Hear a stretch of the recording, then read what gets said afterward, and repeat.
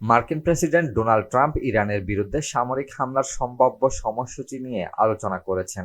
উচ্চ পর্যায়ের জাতীয় নিরাপত্তা কর্মকর্তারা প্রেসিডেন্টকে জানিয়েছেন, যুক্তরাষ্ট্রের সামরিক বাহিনী চাইলে শনিবার থেকেই সম্ভাব্য হামলার জন্য প্রস্তুত থাকবে, তবে এখনো চূড়ান্ত কোনো সিদ্ধান্ত হয়নি। সূত্রগুলো জানিয়েছে, হোয়াইট হাউস এখনও উত্তেজনা বাড়ানোর ঝুঁকি এবং সংযম দেখানোর রাজনৈতিক ও সামরিক পরিণতি দুই দিকই বিবেচনা করে দেখছে। তাই আলোচনা চলবে ও সিদ্ধান্তে পরিবর্তন ঘটতে পারে।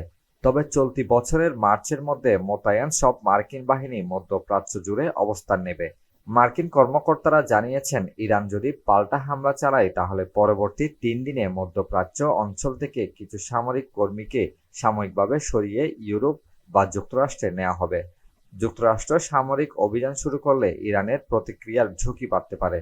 ট্রাম্প এরই মধ্যে বিমানবাহী রণতরী ইউএসএস আব্রাহাম লিঙ্কন ও তার সঙ্গে আরও কয়েকটি যুদ্ধজাহাজের বহর ইরানের কাছাকাছি মোতায়েন করেছেন। আরেকটি রণতরী ইউএসএস জেরাল্ড আর ফোর্ট মধ্যপ্রাচ্যের পথে রয়েছে। বুধবার পর্যন্ত ফোর্ট পশ্চিম আফ্রিকার উপকূলে অবস্থান করছিল।